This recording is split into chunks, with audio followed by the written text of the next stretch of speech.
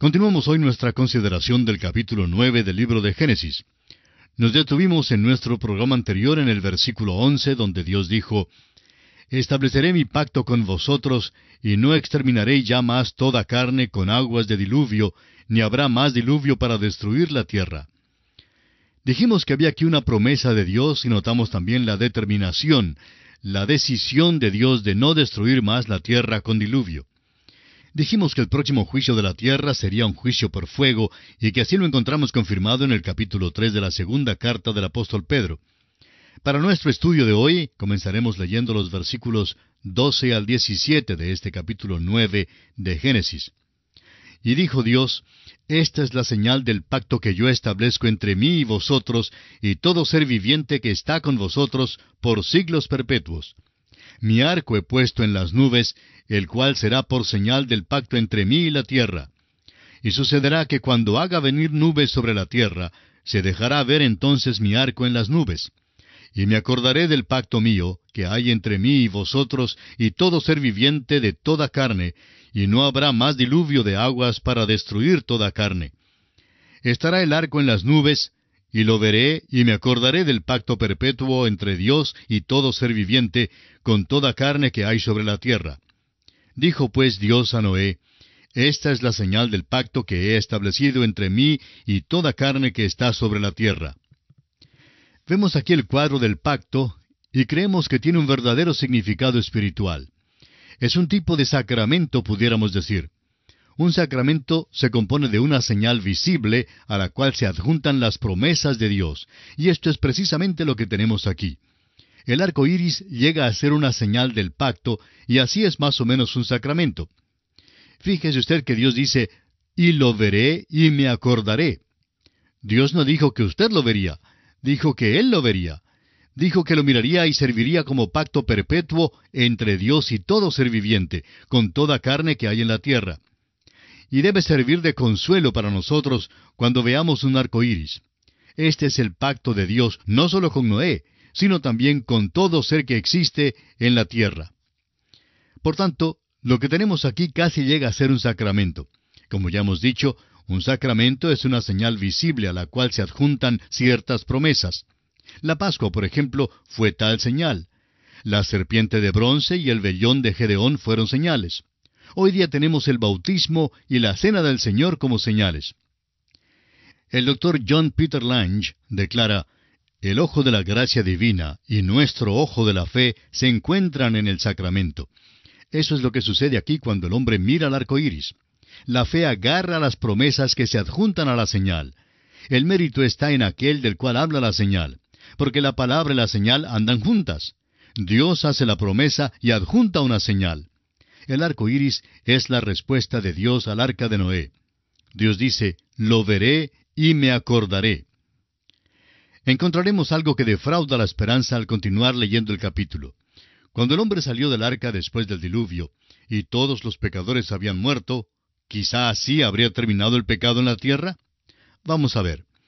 Los versículos 18 y 19 de este capítulo 9 de Génesis nos dicen: «Y los hijos de Noé que salieron del arca fueron Sem, Cam y Jafet. Y Cam es el padre de Canaán.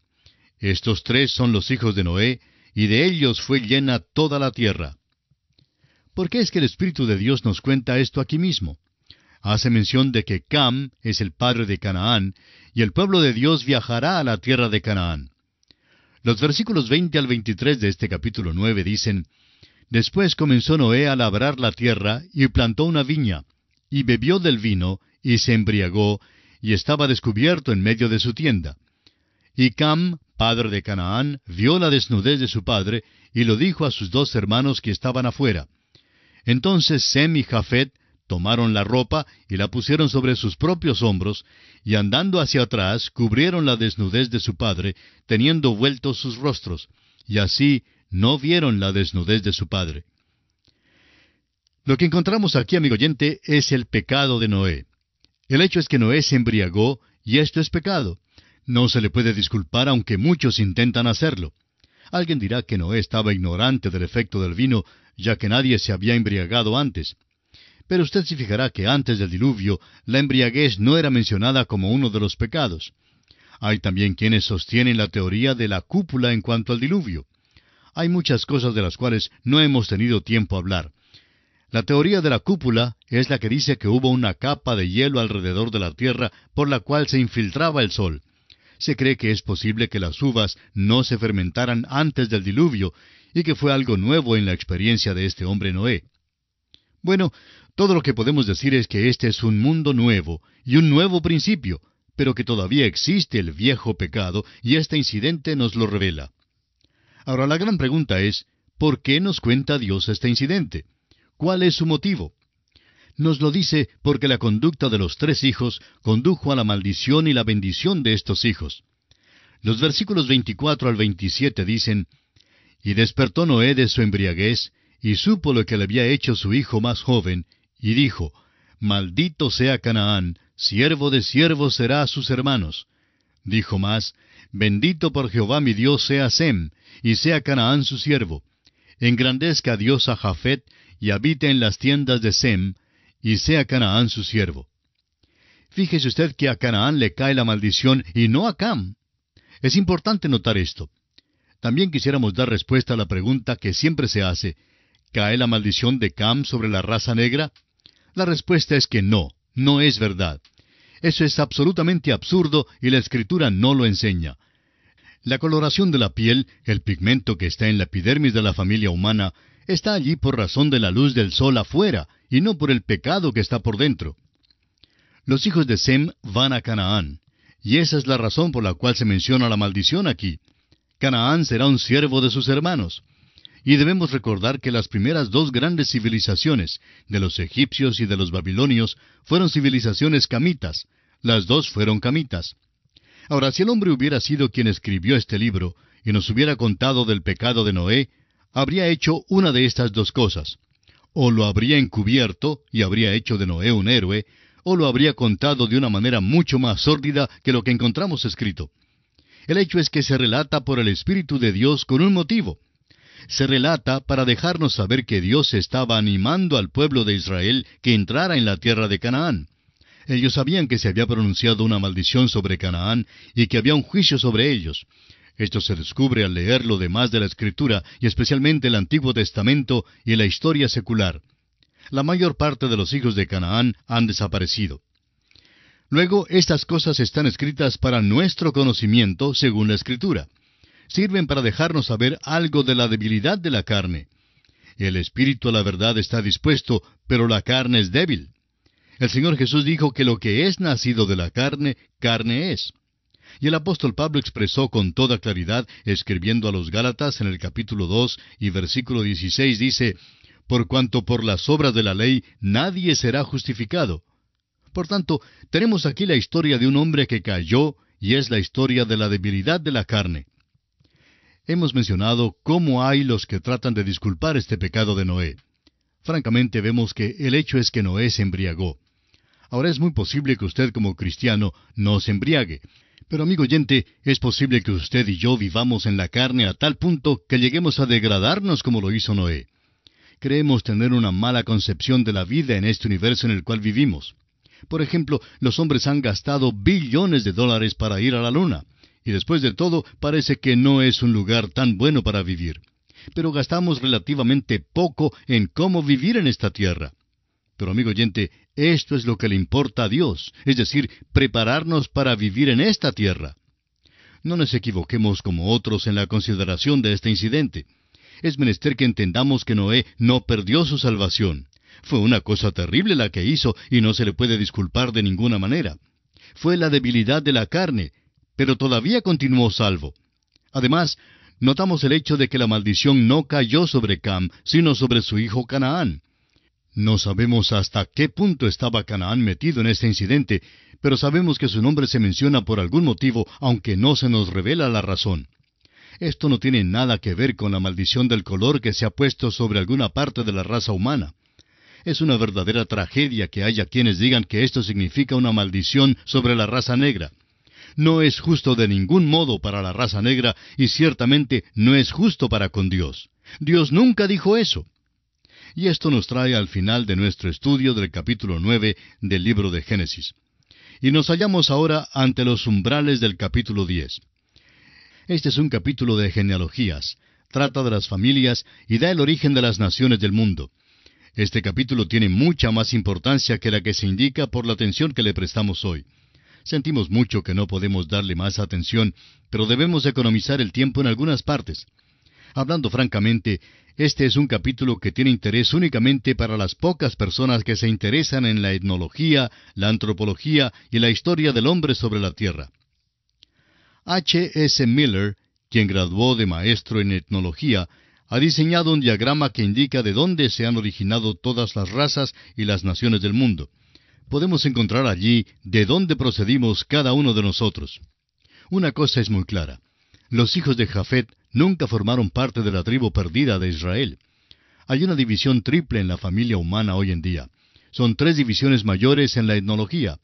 Se revelan en estos 3 hijos de Noé, Cam, Sem y Jafet. Este capítulo 10 nos da la genealogía de estos 3 hijos, los hijos de Jafet en los versículos 1 al 5, los hijos de Cam en los versículos 6 al 20, y los hijos de Sem en los versículos 21 al 32. Jafet y Cam fueron los hijos que sobresalieron al principio. Y encontramos aquí una vez más el mismo ejemplo que hemos encontrado hasta ahora y que continuará a través de la Biblia. Es decir, que Dios da primero la línea rechazada y da una palabra con respecto a ella y luego pone fin al asunto y no lo trae de nuevo a discusión. Luego da la línea aceptada, la línea que conduce a Cristo, y continúa refiriéndose a aquella línea. Los versículos 1 y 2 de Génesis 10 dicen: Estas son las generaciones de los hijos de Noé, Sem, Cam y Jafet, a quienes nacieron hijos después del diluvio. Los hijos de Jafet, Gomer, Magog, Madai, Javán, Tubal, Mesec y Tiras.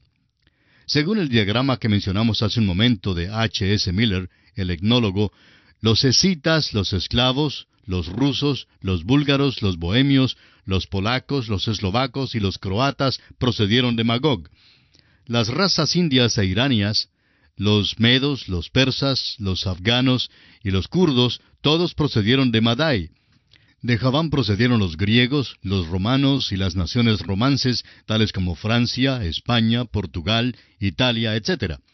Procediendo de Tiras están los tracios, los teutones, los germanos, y luego de aquellos proceden los germanos orientales y los europeos, los germanos del norte o los escandinavos, los germanos del oeste, de quienes proceden los alto germanos y los bajo germanos, y luego los anglos y los sajones, la raza anglosajona y los ingleses. Bueno, no podemos discutir el diagrama total, pero es un estudio interesante. Podemos ver que la mayoría de nosotros acá en las Américas descendemos de estas líneas. Veamos ahora los hijos de Cam. El versículo 6 de Génesis 10 dice: Los hijos de Cam, Cus, Misraim, Fut y Canaán. Esto nos hace ver que había otros hijos de Cam, pero que la maldición de Noé recayó sobre Canaán. No sabemos por qué no cayó también sobre los otros. De Cus descendieron los etíopes, de Canaán procedieron los fenicios, los hititas, los amorreos, los jebuseos y los gergeseos. De Misraim descendieron los egipcios y los libios. Todas estas razas son camitas. Ahora los versículos 8 al 10 nos dicen: Y Cus engendró a Nimrod, quien llegó a ser el primer poderoso en la tierra. Este fue vigoroso cazador delante de Jehová, por lo cual se dice: Así como Nimrod, vigoroso cazador delante de Jehová. Y fue el comienzo de su reino Babel, Erec, Acad y Calne, en la tierra de Sinar. Se nos dice que Nimrod fue poderoso. Realmente lo que deseaba este hombre era llegar a ser el soberano de un gran imperio mundial. Deseaba llegar a ser un gran soberano, y notamos que intentó lograr precisamente eso. Fue un gran cazador delante del Señor. Ahora, esto no quiere decir que fue un cazador de animales salvajes. A veces le regalamos un juego de arco y flechas a un niño, y sale y dispara a los pajarillos, y cuando regresa le decimos: Mira pues, eres un pequeño Nimrod. Pero Nimrod, amigo oyente, no fue cazador de animales ni de aves, fue cazador de almas de los hombres. Ese es el sentido que tenemos aquí. Y el comienzo de su reino fue Babel, Erec, Acad y Calne, en la tierra de Sinar.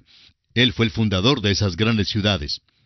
Podemos obtener mucho de la historia de Nimrod al leer la historia secular.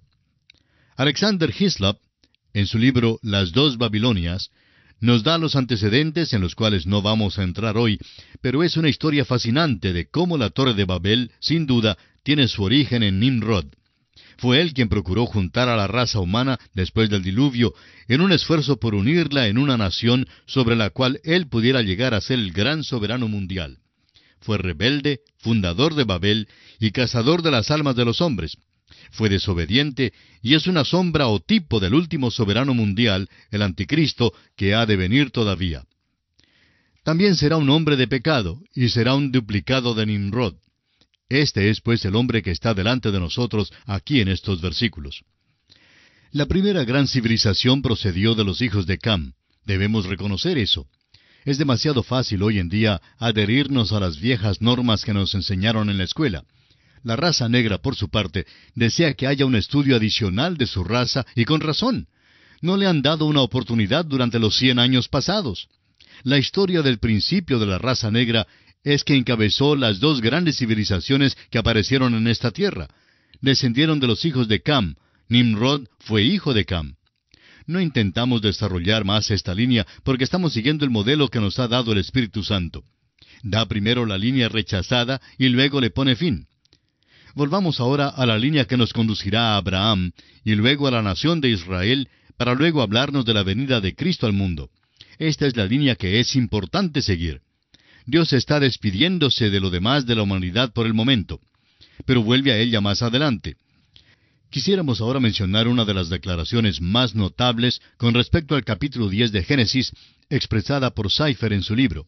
Dice él: el capítulo 10 del Génesis es muy notable. Antes de que Dios deje que las naciones caminen por su propia cuenta y comiencen a tratar con Israel, su pueblo escogido desde los descendientes que datan de Abraham, se despide bondadosamente de las naciones de la tierra como si estuviera diciendo: les estoy dejando por un tiempo, pero las amo. Las he creado, he ordenado todo su futuro y es posible trazar las diferentes genealogías. Eso es lo que se encuentra aquí en este capítulo. Ahora, ¿por qué ha sido tan destacado en nuestros días la raza blanca? Bueno, creemos que la razón se basa en este capítulo. En el principio fueron las razas negras las que fueron destacadas. Luego vino la distinción de los hijos de Sem. Durante el tiempo de David hicieron un impacto tremendo sobre este mundo. Debemos recordar que de Sem descendieron los sirios y los libios y los armenios. Fíjese usted que no son los asirios, sino los sirios. Los árabes procedieron de Joctán. Por tanto, notamos que grandes razas y naciones aparecieron en la escena de la historia. Descendieron de Sem. Ahora, por lo visto, estamos en ese período cuando la raza blanca es la que sobresale. Creemos que todos los grupos, no importa si proceden de la línea de Cam, Sem o Jafet, demuestran que son incapaces de gobernar al mundo.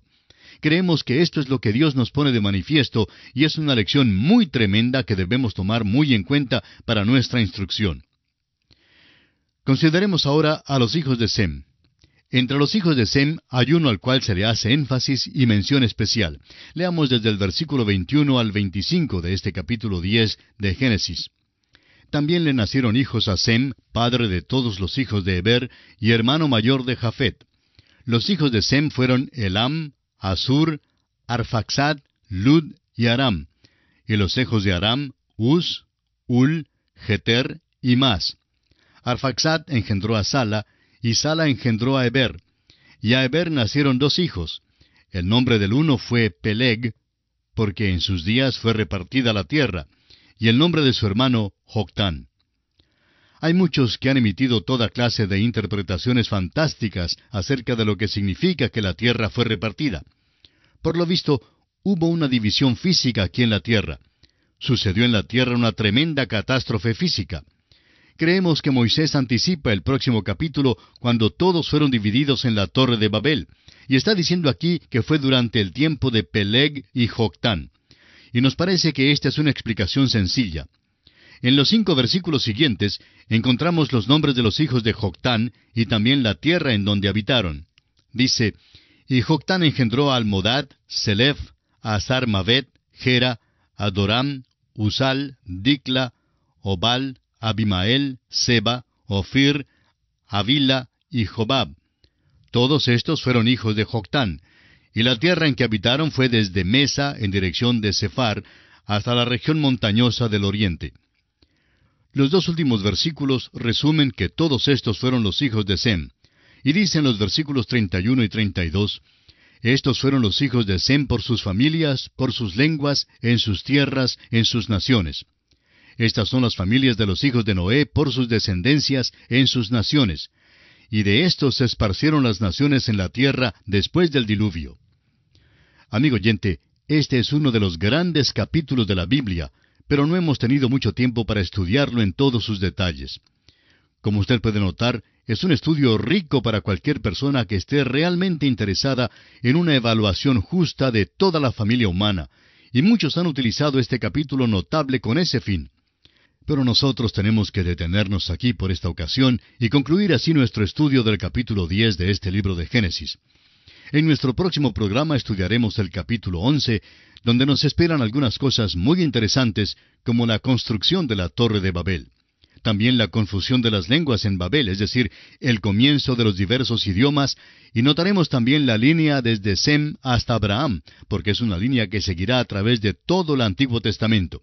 Así es que esperamos contar con su atención para nuestro próximo programa. Gracias por ahora, y quiera el Señor bendecirle abundantemente.